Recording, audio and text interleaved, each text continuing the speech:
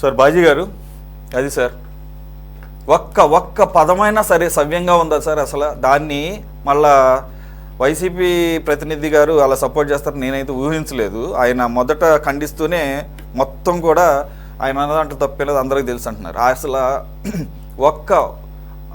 ఒక దాని మించి ఒకటి వ్యాఖ్య చేశాడు. ఆఖరికి చివరికి ముక్కు పచ్చలారని ఒక పిల్లని తీసుకొచ్చి పెళ్లి చేసేవాడంట. ఈయన పెద్ద పెళ్ళిళ్ళు పేరయ్య పెద్ద మనిషి బయలుదేరాడు. ఇంకొకటి ముక్కు పచ్చలారని పిల్ల, అసలు దాని మీనింగ్ తెలుసా? ముక్కు పచ్చలారని అంటే అండర్ ఏజ్ గర్ల్ని తీసుకొచ్చి పెళ్లి చేస్తామని దాని అర్థం. పోక్సో కింద లోపలేస్తారు ఇతన్ని, చేసుకునేవాడిని చేసేవాడిని పోక్సో కింద ఇప్పుడు కూడా పెట్టచ్చేమో తెలియదు నాకు, ఎందుకంటే అది ఇంకా జరగలేదు కాబట్టి యాక్ట్ ఇంకా అని చేసేవాడిని అంటున్నాడు, పెద్ద గొప్ప చెబుతున్నాడు. రెండు అసలు ఏం భాష మాట్లాడాడండి? రెండు హత్యా ప్రయత్నాలు, ఇన్ని. ఒకటి క్యారెక్టర్ అసాసినేషన్, రెండు సొంత భర్త మీద భర్తను లేపేస్తుందని చెప్పేసి మాట్లాడటం, మూడు చిన్నపిల్లని తీసుకొచ్చి పెళ్లి చేసేవాడిని అంటాం ఆయనకి. ఏం సార్ అసలు ఎటు పోతున్నారు వీళ్ళు? మళ్ళీ ఈ సాక్షి పేపర్లో సార్ ఎతికితే ఎక్కడా కూడా ఖండనలు, వ్యాఖ్యల మీద ఖండనలు లేవు. సాక్షాత్తు వీరి నాయకుడు మాజీ ముఖ్యమంత్రి గారట ఫోన్ చేసి పచ్చమోకల దాడికి సంబంధించి ప్రసన్న కుమార్ రెడ్డి గారు ఫోన్ చేసి పరామర్శించారట. దానికి ముందు ఈ మహానుభావుడు మాట్లాడిన వ్యాఖ్యలు మరి వినలేదా, విన్నట్టు నటిస్తారో అర్థం కాదు. సరే ఆయన వినకపోతే వినకపోయారు, పత్రికలు విన్నాయి కదా, దేశమంతా చూసిందిగా, మరి ఆ కరపత్రంలో రాసుకోవచ్చు కదా ఓ పక్కన ఆయన కూడా ఇలాంటి వ్యాఖ్యలు చేశాడని. మరి నాకైతే కనపడలేదు. మళ్ళీ ఏమన్నా ఈవినింగ్ ఏమైనా యాడ్ చేశారో నాకు తెలియదు. ఇది ఎక్కడ వ్యవహారం అండి బాబు? ఏం రాజకీయాలు ఇవి? ఇంతకన్నా దిగజారదు అనుకుంటే వైసీపీ మేము ఇంతకన్నా అద్భుతంగా దిగజారుతాం. చూడండి మీరు, మా ప్రతాపం ఏంటో చూడండి, మా ఘనత చూడండి అని ఒక నాయకుడిని మించి ఒక నాయకుడు పాతాళంలోకి తీసుకెళ్తున్నాము, అయినా కూడా ఇబ్బంది ఏం లేదు, మాకు ఉండాల్సిన మోకం మాకు ఉంది అని చెప్పేసి రేపు ఒక బలపై ప్రదర్శన కూడా వెళ్తున్నాడు కదా, దాని గురించి కూడా మాట్లాడతాం సార్.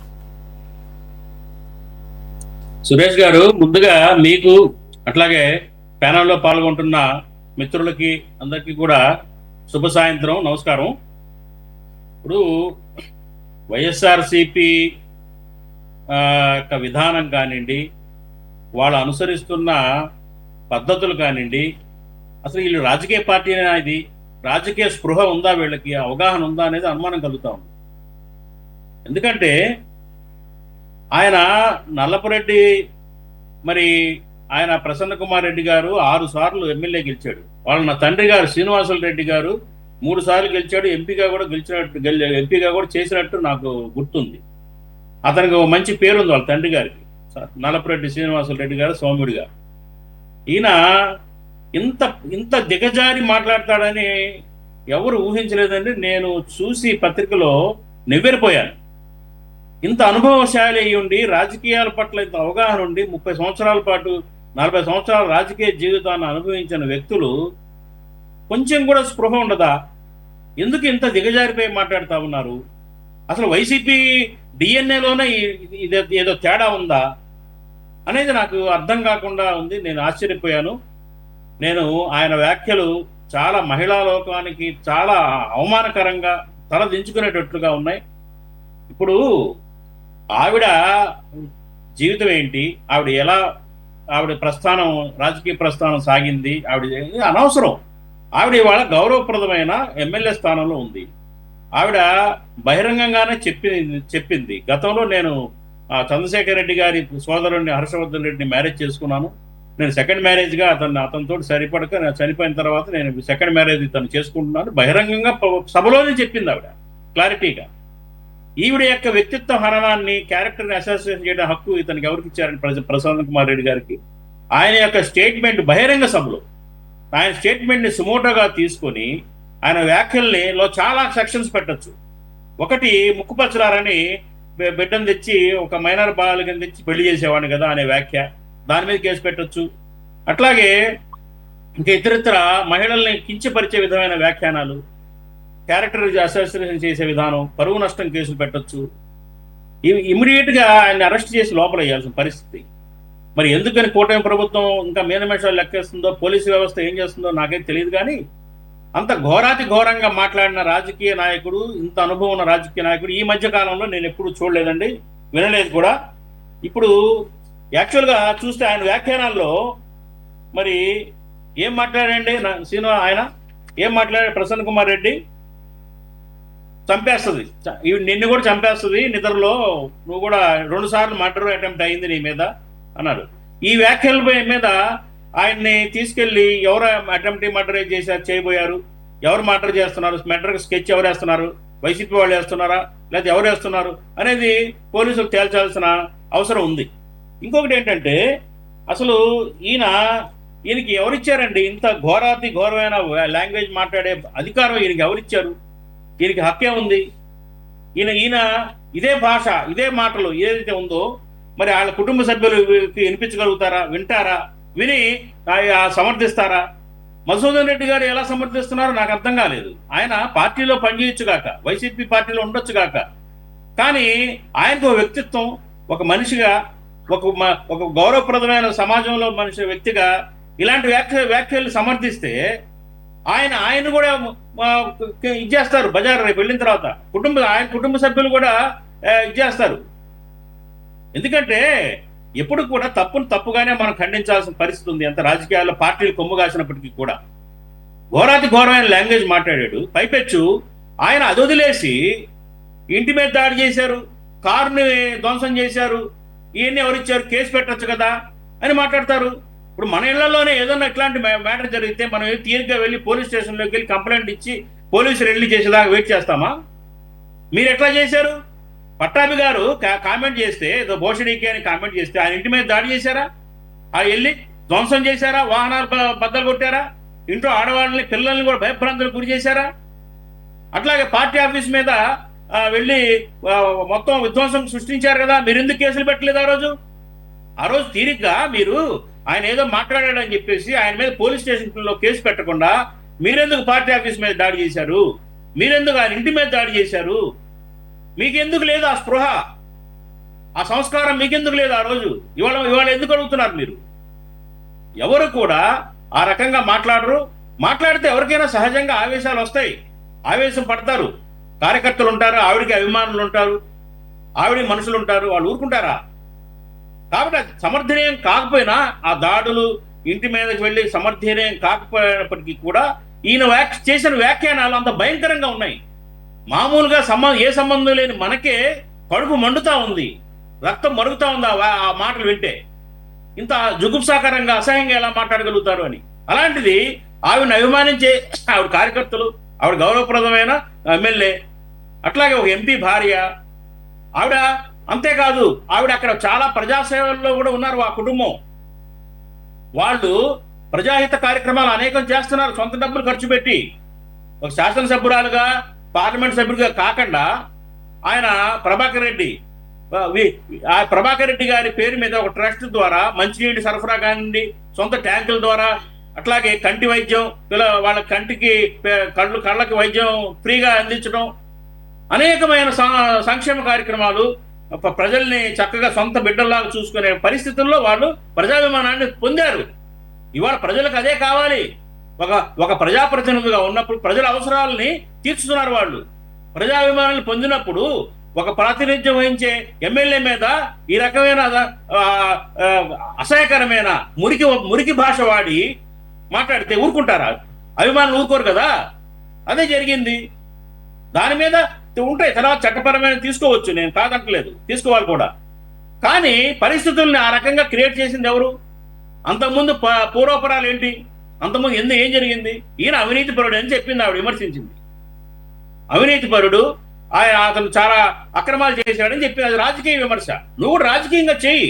ఈవిడేమైనా తప్పులు చేస్తే ఒక ఎమ్మెల్యేగా లేకపోతే ఎంపీగా ప్రభాకర్ రెడ్డి గారు ఏమైనా తప్పులు చేస్తే విమర్శించు, తప్పులేదు. కానీ వ్యక్తిగతంగా హననం చేయటం, క్యారెక్టర్ అసాసినేషన్ చేయటం, ఈ రకంగా చాలా కించపరిచే విధంగా మాట్లాడటం, సిగ్గుతో మహిళా జాతి అందరూ కూడా అసలు ఎంత భయంకరంగా ఉంది ఆయన భాష. ఎవరైనా ఊరుకుంటారా ఆ భాష విన్నవాళ్ళు? ఎవరు కూడా, ఏ మహిళ ఊరుకోదు, వాళ్ళ ఇంట్లో వాళ్ళే ఊరుకోరు. నువ్వే రాజకీయ నాయకుడు అయ్యా అంటారు. రాజకీయాల్లో ఇలాంటి భాష మాట్లాడే వాళ్ళు ఎలా రాజకీయ నాయకులు అవుతారు? ఎలా ప్రాతినిధ్యం వహిస్తారు ప్రజలకి? చట్టసభల్లోకి ఎలాగెళ్తారు వీళ్ళు?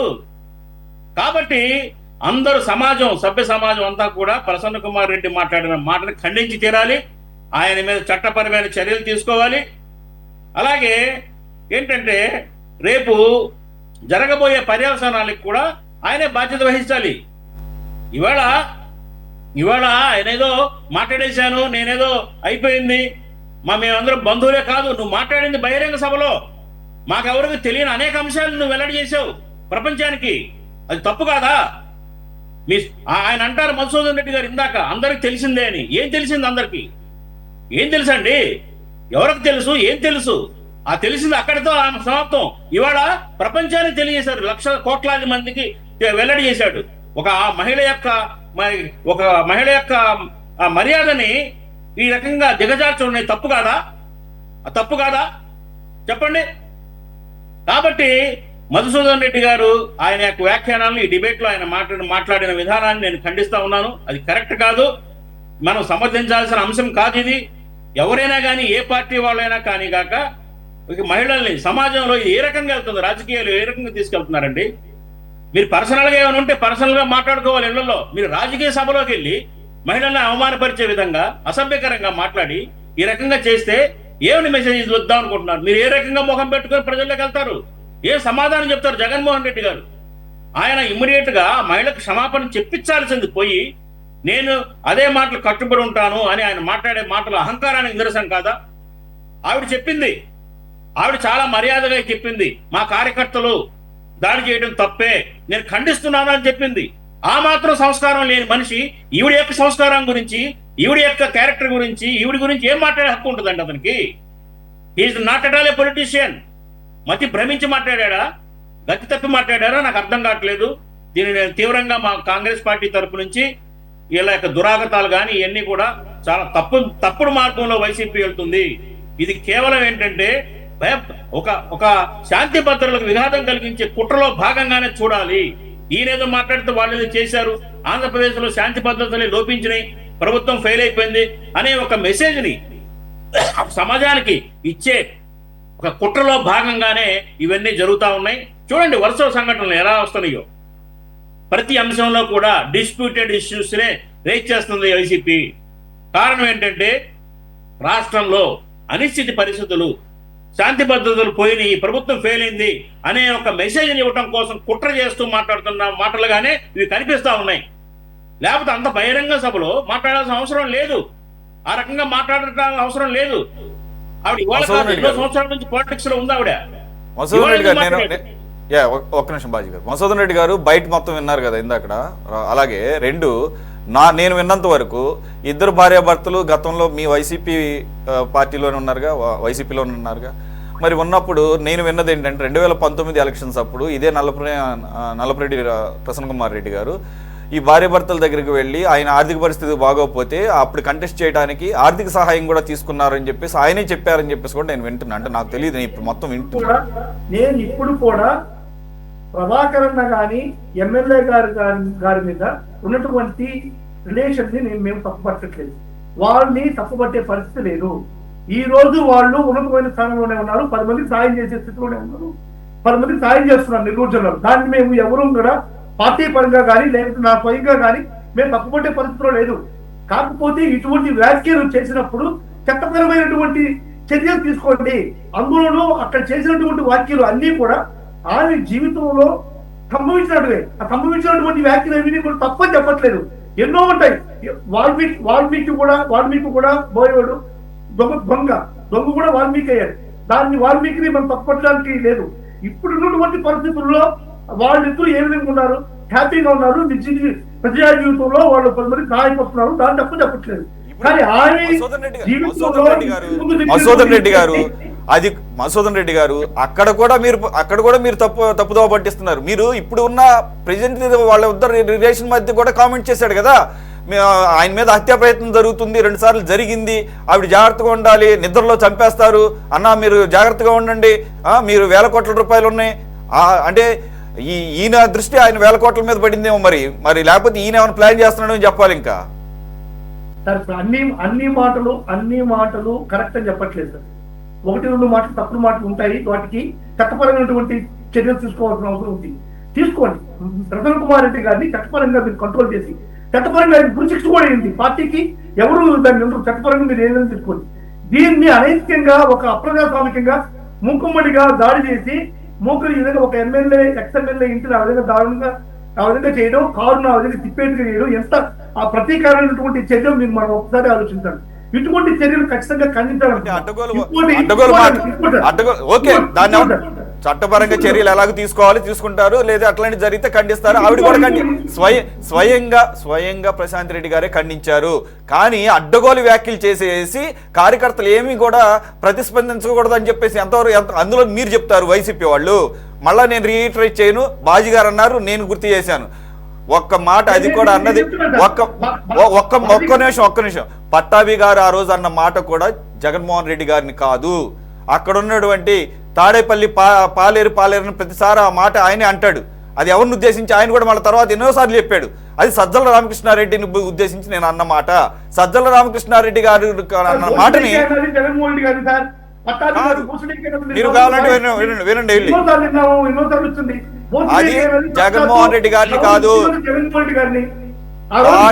తాడేపల్లి పాలేరంటే ఎవరండి? పాలేరంటే ఆయన దృష్టిలో ఎవరు? ఆయన అప్పుడు చేసిన వ్యాఖ్యల ప్రకారంగా పాలేరంటే ఎవరు? అది కూడా కరెక్ట్ కాదు. ఆ మాటలు అంటం కూడా కరెక్ట్ కాదు. కానీ అప్పుడు పదే ఆయన ఉటంకిస్తూ అన్న మాటలు ఎవరిని ఉద్దేశించో అక్కడ అందరికీ తెలుసు. కావాలని ఆపాదించుకొని ఆ పదానికి అది లిటరల్ మీనింగ్ కాదు, ఆ పదానికి అర్థాలు వేరున్నాయి, దాన్ని కూడా వేరే రకంగా అన్వయించుకొని అది కూడా పబ్లిక్ మీటింగ్లో చెప్పి మా వాళ్ళకి బీపీలు రావు అంటారు. ఒక ముఖ్యమంత్రి పదవిలో ఉండి అవును మీరు కూడా కేసులు పెట్టొచ్చు కదా. ఒక దాడి, ఆయన ఇంటిపై దాడి, పట్టాభి ఇంటిపై దాడి, అలాగే కేంద్ర కార్యాలయంపై దాడి, ఇదా? మళ్ళీ మీరు ఈ రోజు వచ్చేసి మళ్ళీ శుద్ధులు చెబుతున్నారు నీతులు. వైసీపీకి అస్సలు నైతిక అర్హత లేదు ఈ విషయంలో. ఈ రోజు ఈయన చేసిన వ్యాఖ్యలకి ఆ రోజు అన్న మాటకి అసలు సంబంధమే లేదు. నక్కకి నాగలోకి అనుకున్నంత తేడా ఉంది. రైట్, మనతో జాయిన్ అయ్యారు తెలుగు మహిళ నెల్లూరు జిల్లా అధ్యక్షురాలు పనబాక భూలక్ష్మి గారు. నమస్తే అండి.